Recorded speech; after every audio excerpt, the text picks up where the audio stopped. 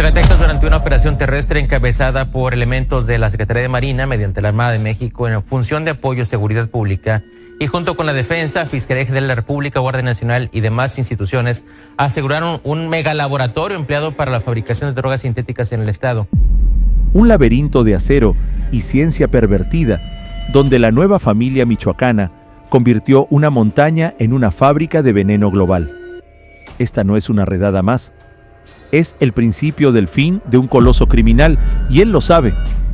Pero también sabe que derribar esta fortaleza es solo el primer disparo en una guerra que apenas comienza. Cada máquina incautada, cada hombre capturado, cada documento arrancado de las entrañas de este lugar es una pieza de un rompecabezas que conecta pueblos olvidados con bancos europeos, alcaldes corruptos con puertos transatlánticos. Y mientras los helicópteros rugen en el cielo, Harfuch ya está pensando en el siguiente movimiento, porque esta noche el mundo entero está a punto de despertar con una verdad brutal. El crimen organizado no solo vive en las sombras, sino en los escritorios de los intocables. Todo comenzó con un cargamento detenido en una carretera polvorienta de Texas. Un tráiler refrigerado, aparentemente cargado de frutas, se detuvo en un retén rutinario. Los agentes de la DEA, con perros entrenados para olfatear lo imposible, encontraron algo más que mangos: 200 kilos de un compuesto cristalino, puro como el diamante, marcado con un sello extraño, 3 líneas cruzadas sin nombre. No era el estilo del Secotonguejeni de Sinaloa. Era algo nuevo, algo que no gritaba su presencia, sino que la ocultaba con una arrogancia silenciosa. En horas, los laboratorios forenses confirmaron que no era un producto casero. La pureza y la técnica de síntesis apuntaban a una operación industrial, una que requería ingenieros, no cocineros improvisados. La pista llevó a la DEA a contactar directamente a Harfuch, cuya unidad de inteligencia ya llevaba meses rastreando anomalías en tierra caliente, vehículos sin placas moviéndose de madrugada, compras masivas de precursores químicos disfrazadas como insumos agrícolas y un silencio inquietante en zonas donde el crimen suele pavonearse. Harfuch no necesitaba una invitación. Su equipo ya había mapeado patrones, interceptado comunicaciones cifradas y detectado la presencia de operadores extranjeros, colombianos y venezolanos, moviéndose como fantasmas entre Coyuca y Cirándaro. La operación, bautizada Relámpago, se diseñó con una precisión quirúrgica. Drones de infiltración, rastreo satelital y un asalto coordinado por aire y tierra. A las 2:11 de la madrugada, los Black Hawks despegaron, mientras comandos terrestres avanzaban por caminos de terracería que solo los traidores conocían. No hubo disparos iniciales, no hubo errores, solo un silencio que precedió al trueno. La entrada al complejo fue como abrir una tumba. Una puerta de acero oxidado, camuflada como la entrada de una mina abandonada, cedió bajo las herramientas de los comandos. Lo que encontraron dentro no era una cueva, sino una catedral del crimen. 3 niveles subterráneos, iluminados por luces frías, albergaban reactores químicos de fabricación alemana, sistemas de ventilación industrial y una línea de ensamblaje que producía más veneno en un día que muchas fábricas legales en un año. Más de 1,2 toneladas de cristal líquido estaban listas para partir, junto a precursores suficientes para cuadruplicar esa cifra. El valor en el mercado, $500 millones, suficiente para comprar lealtades, gobiernos, ejércitos. Pero lo que heló la sangre de los agentes no fue la escala, sino los detalles. Manuales encuadernados, escritos con precisión académica, detallaban procesos químicos avanzados. Algunos llevaban el logo borrado de una universidad mexicana, un recordatorio brutal de cómo el conocimiento se pervierte en manos equivocadas. Cámaras de seguridad internas, una planta eléctrica autónoma y una compuerta de escape oculta tras una nevera industrial completaban el cuadro. El químico principal, un hombre conocido solo como el ingeniero Nacho, fue capturado intentando huir por ese túnel. Sus manos, marcadas por años de mezclas letales, lo delataron, Era un fantasma que la inteligencia mexicana había dado por eliminado años atrás. Harfuch lo miró a los ojos mientras lo arrastraban, pero no dijo nada. No hacía falta. El verdadero trabajo apenas comenzaba. El laboratorio era la punta del iceberg, un síntoma de una enfermedad mucho más profunda. Harfuch sabía que una operación de esa magnitud no se sostenía con matones y químicos. Requería dinero limpio, nombres respetables, instituciones cómplices. Mientras la DEA procesaba el botín, su equipo de inteligencia financiera ya estaba desentrañando el primer hilo, una factura de un taller de refacciones en Uruapan, pagada en efectivo, con montos que no cuadraban. 3 millones de pesos en un trimestre, sin empleados, sin actividad real, solo un domicilio fantasma en una casa derruida. Ese taller era una de las 20 empresas fachada que lavaban los ingresos del laboratorio, moviendo millones bajo el disfraz de exportaciones de aguacate y mezcal. Los contratos eran impecables, las facturas legales, pero todo era una mentira. Al rastrear los pagos de la maquinaria importada, las pistas llevaron a cuentas en Andorra y Malta, controladas por una consultoría ecológica en España. La DEA reconoció el nombre. La misma firma había sido señalada por lavar dinero para redes colombianas. Cada transferencia, cada sello, cada firma era un ladrillo en un muro de corrupción que conectaba la Sierra Mexicana con despachos europeos. Harfuch no se detuvo en los números. Ordenó a su equipo cavar más hondo, buscar los nombres detrás de las cuentas, los rostros detrás de los contratos. Y lo que encontraron fue una traición que cortó como navaja.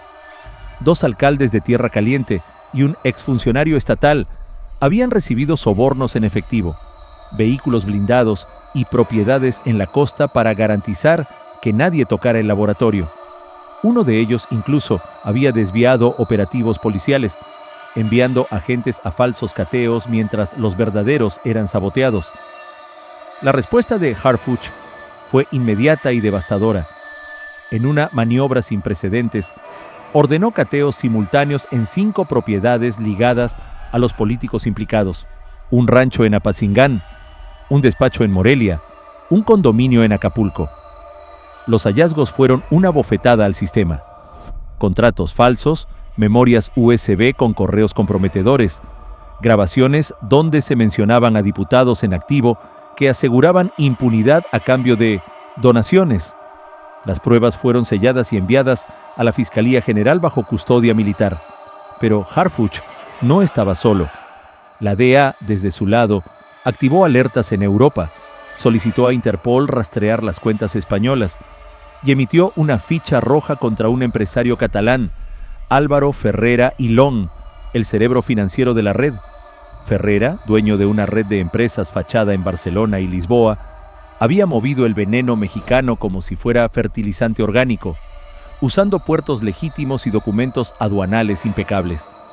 Su captura en una cafetería de Lisboa, rodeado de agentes encubiertos, fue el primer golpe internacional. En su maletín, una lista de contactos, navieras, agentes portuarios y 2 políticos regionales españoles ya bajo investigación. El laboratorio de la Sierra ya no era solo un caso mexicano. Era un escándalo global, una red que humillaba a gobiernos enteros por su propia negligencia.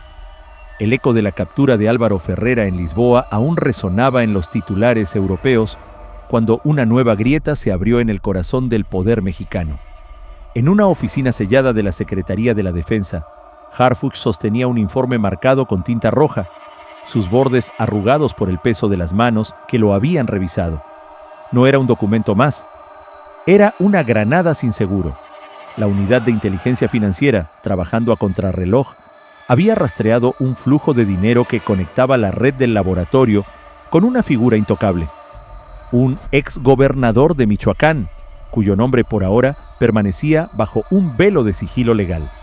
Entre 2021 y 2023, una fundación española vinculada a Ferrera había transferido más de 4 millones de euros a una asociación civil en Morelia, presidida por este político. El concepto de los pagos era una burla descarada. Apoyo a comunidades rurales contra adicciones. Pero los números no mentían. Ni un centavo llegó a centros de rehabilitación. El dinero se desvanecía en un laberinto de empresas fantasma en Guerrero y Veracruz, disolviéndose como polvo en el viento. Lo que hizo estallar la bomba no fueron solo las transferencias. En el laboratorio, entre los escombros de la redada, los agentes encontraron una carpeta con contratos firmados por el exgobernador, con membretes oficiales y sellos estatales. Una nota manuscrita, garabateada en una esquina, fue la sentencia final. Nacho coordine lo del material médico antes de que lleguen los catalanes. Nacho, el ingeniero, el químico capturado, los catalanes, los empresarios ahora bajo custodia en Europa, y el firmante, el hombre que había jurado en conferencias de prensa que su lucha contra el crimen era inquebrantable. Harfuch no convocó a la prensa, no llamó a sus superiores, llamó a los altos mandos de la Sedena y la Fiscalía, y su mensaje fue un filo. Lo quiero citado: no negociamos con traidores. La reacción del exgobernador fue predecible, un manual de supervivencia política. Sus abogados filtraron a los medios que todo era una cacería política, un intento de manchar su legado. Pero esta vez las cortinas de humo no bastaron. Harfuch no tenía rumores, tenía firmas, transferencias, grabaciones. Y mientras el político maniobraba en los tribunales, la nueva familia michoacana sintió el calor del cerco. Un mensaje comenzó a circular en chats encriptados en tierra caliente: si nos cierran Europa, abrimos fuego en casa. Al día siguiente, el amanecer trajo un espectáculo macabro. En 3 municipios de Guerrero, colgadas de puentes peatonales, aparecieron lonas con letras torcidas pintadas en rojo. Exigían la liberación del ingeniero Nacho, firmadas por una célula autoproclamada Los Herederos. Las palabras eran una amenaza desnuda. Tenemos la lista. Si cae uno más, caerán con nosotros los que siempre se escondieron. La lista. Nadie sabía quiénes eran, pero todos entendían el mensaje. No era solo una advertencia al gobierno, era una declaración de guerra contra cualquiera que se atreviera a tocar el andamiaje de su poder. Harfuch no parpadeó. En horas desplegó fuerzas federales a los puntos críticos, blindó escuelas y hospitales rurales, estableció retenes en carreteras secundarias, pero no se limitó a la defensa. Ordenó vigilancia encubierta sobre 13 exfuncionarios cuyas firmas aparecían en documentos del laboratorio, porque para él esto ya no era una red criminal, era un estado paralelo, una maquinaria de dinero, política y sangre que operaba con la arrogancia de quien se sabe intocable. En Europa, el escándalo crecía como un incendio. La detención de Ferrera había destapado una cloaca. Documentos filtrados mostraron que la nueva familia michoacana había infiltrado al menos 4 cargamentos de cristal líquido en el puerto de Valencia, camuflados como fertilizantes orgánicos, con permisos aduanales legítimos. Los controles europeos, diseñados para detener explosivos o armas, habían fallado estrepitosamente ante un enemigo que usaba contratos legales y sobornos diplomáticos. La prensa española, humillada, hablaba de una invasión silenciosa. La Europol convocó una mesa de crisis y el gobierno español, acorralado, prometió investigaciones exhaustivas. Pero Harfuch no esperaba comunicados. Desde México envió un informe confidencial al Ministerio del Interior español, con un tono que no admitía réplicas. No es un caso aislado, es una estructura viva. Si no la cortan, lo haremos nosotros. Adjuntó videos, transferencias, declaraciones del ingeniero Nacho y una advertencia implícita. España podía ser la puerta de entrada del veneno mexicano a Europa, pero México no se quedaría de brazos cruzados. La respuesta fue inmediata. Bruselas activó protocolos de emergencia y por primera vez en años, el narcotráfico mexicano fue tratado como una amenaza de seguridad continental. El CJNG, Sinaloa y ahora la nueva familia michoacana no eran solo un problema del otro lado del Atlántico. Eran una red global que había burlado a las potencias con su propia burocracia. Mientras Europa se lamía las heridas, Harfuch seguía desmantelando el rompecabezas desde México. Los discos duros incautados en el laboratorio revelaron contratos firmados por Ferrera con empresas mexicanas que, sin saberlo o por complicidad, facilitaban la exportación del veneno. Pero el hallazgo más explosivo fue otro. Un exgobernador, distinto al ya señalado, había autorizado convenios con fundaciones ligadas a Ferrera, disfrazados como proyectos de reforestación. Los contratos, firmados en 2022, canalizaban millones a cuentas en Puebla y Jalisco, donde se perdían en un enjambre de empresas fantasma. Este segundo político, aún en activo como asesor de un partido nacional, no estaba en la lista inicial de sospechosos. Su nombre apareció como una sorpresa venenosa, un recordatorio de que la corrupción no tiene fondo.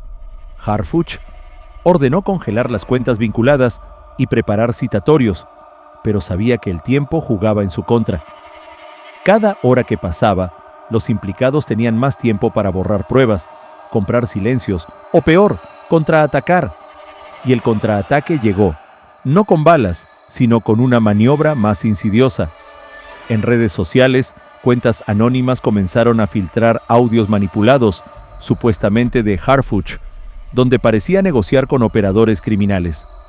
Era una operación de desprestigio, orquestada desde las sombras, diseñada para desviar la atención y pintar al cazador como cómplice. Pero Harfuch no era un novato.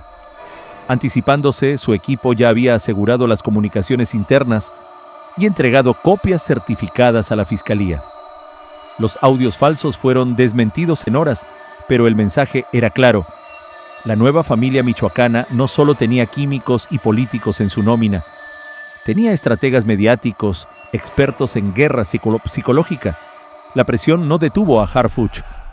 En un movimiento audaz, coordinó con la DEA y la Europol para rastrear los activos de Ferrera en Andorra y Malta. En 48 horas, congelaron 12 cuentas bancarias y 3 propiedades en Barcelona, vinculadas a la red de lavado. Pero el golpe más duro vino de México. La Unidad de Inteligencia Financiera identificó una red de 17 notarios en Michoacán y Guerrero que habían registrado empresas fantasma para la nueva familia. Algunos lo hicieron por sobornos, otros por miedo. Harfuch no hizo distinciones. Ordenó auditorías masivas y citatorios para todos, sabiendo que cada firma era un clavo en el ataúd de la red. En paralelo, la Sedena intensificó los patrullajes en Tierra Caliente, no solo para prevenir represalias, sino para enviar un mensaje. El Estado no retrocedería. En una comunidad de Coyuca, los habitantes, hartos de años de extorsión, comenzaron a entregar información anónima sobre operadores locales. Era un cambio sutil, pero sísmico. Por primera vez, el miedo empezaba a cambiar de bando. Harfuch, desde su oficina, revisaba cada informe, cada pista, cada nombre. No dormía, no celebraba. Solo trazaba líneas en un mapa que ya no era solo mexicano, sino global. Porque lo que estaba en juego no era un laboratorio, ni un político corrupto, ni un cargamento detenido.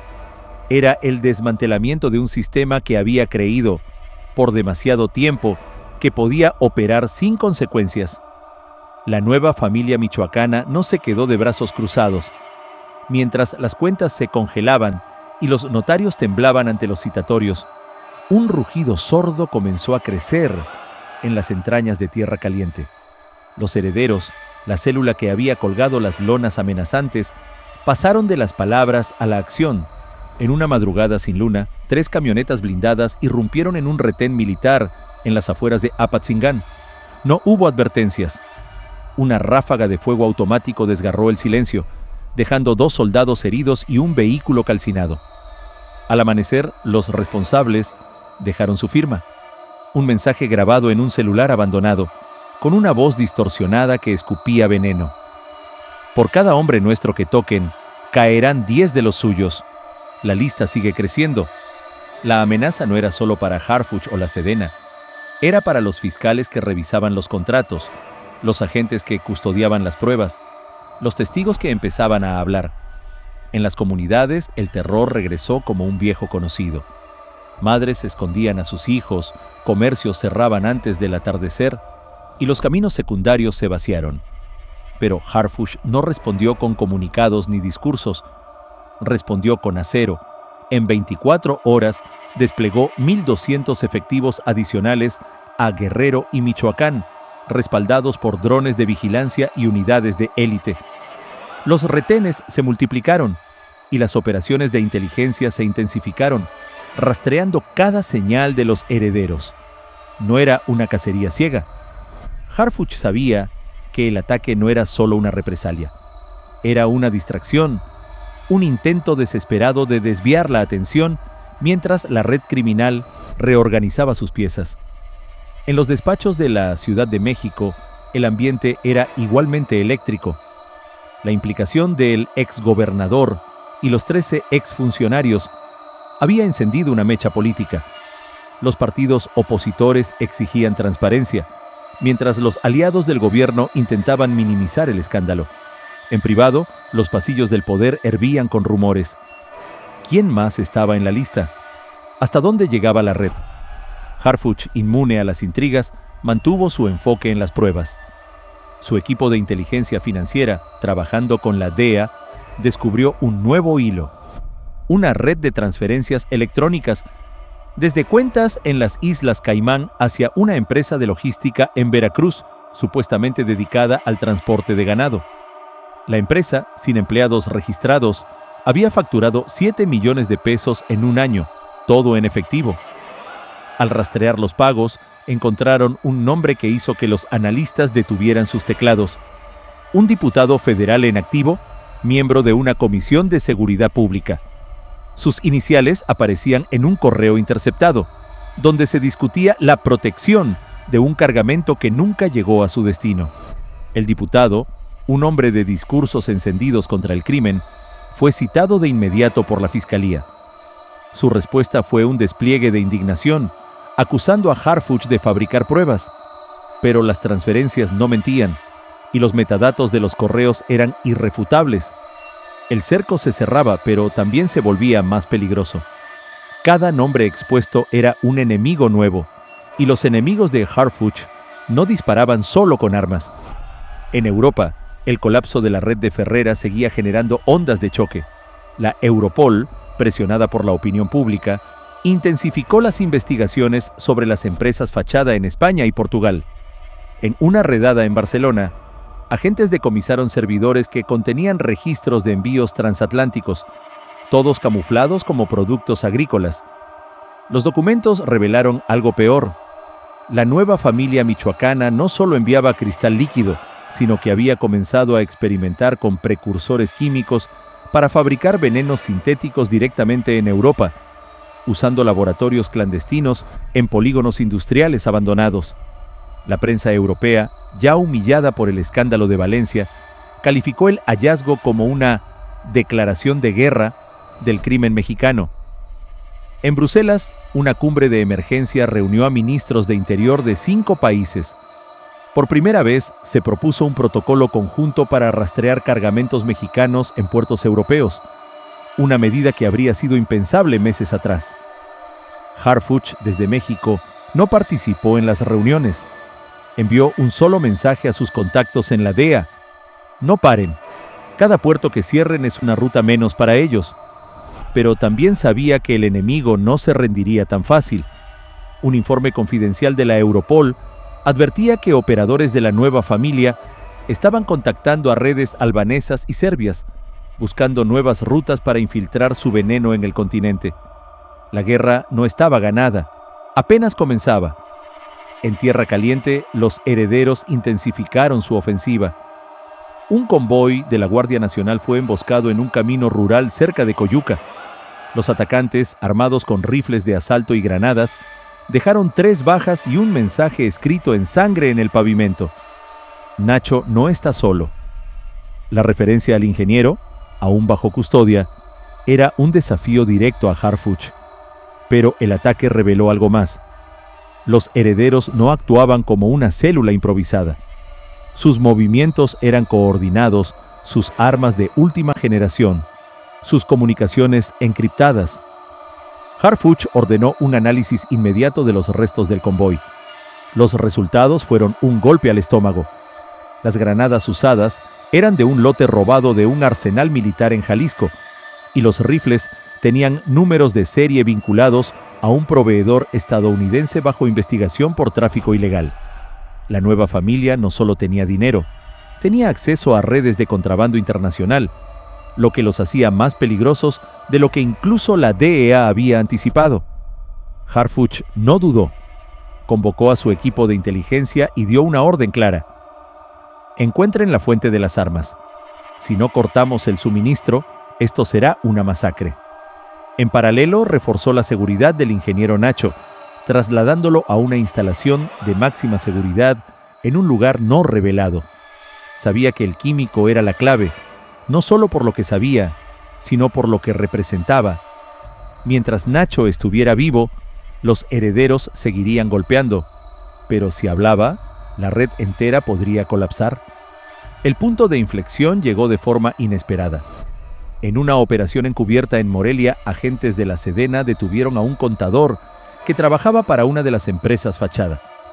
Bajo presión, el hombre rompió el silencio. Sus declaraciones, grabadas en una sala sin ventanas, fueron una cascada de nombres, fechas y transacciones. Reveló que la red de lavado no solo incluía a políticos y notarios, sino a un juez federal en Michoacán, cuya firma había bloqueado cateos previos al laboratorio a cambio de un departamento en Cancún. El contador entregó una memoria USB con copias de transferencias, correos y audios. Uno de ellos, un archivo de 17 segundos, capturaba al juez hablando con un operador de los herederos. Diles que el camino está limpio, pero que no se pasen de listos. La prueba era irrefutable. Harfuch, con el respaldo de la Fiscalía, solicitó la suspensión inmediata del juez y la apertura de una carpeta de investigación por delincuencia organizada. Pero el movimiento no fue solo judicial. En una jugada maestra, filtró fragmentos del audio a un periodista de confianza, asegurándose de que el escándalo estallara en los medios antes de que el juez pudiera maniobrar. La opinión pública, ya indignada por los políticos implicados, estalló en furia. En redes sociales, el hashtag #JusticiaPodrida se volvió tendencia, y las protestas frente a los tribunales de Morelia no se hicieron esperar. Harfuch no celebró. Sabía que la exposición del juez era una victoria, pero también una provocación. Los herederos no tardarían en responder, y esta vez no serían solo lonas o emboscadas. Preparaban algo más grande, algo que haría temblar los cimientos del Estado. En los cuarteles de la Sedena, los analistas trabajaban sin descanso, cruzando datos de los discos duros del laboratorio con las declaraciones del contador. Cada pista llevaba a un nuevo nombre, cada nombre a una nueva cuenta, cada cuenta a una nueva traición. Pero Harfuch no solo buscaba culpables, buscaba el núcleo, el punto donde la red era más vulnerable. Y lo encontró en un detalle que casi pasa desapercibido.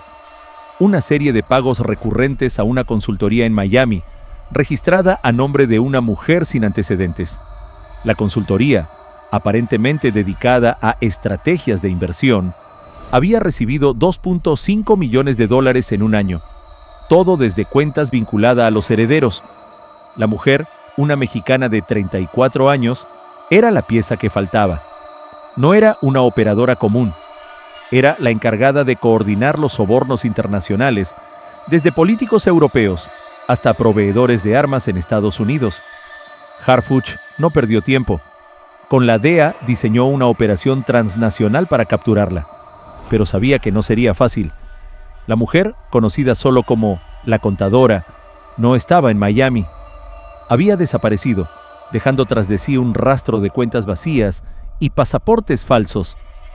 Encontrarla no era solo una prioridad, era la clave para desmantelar el corazón financiero de la nueva familia michoacana.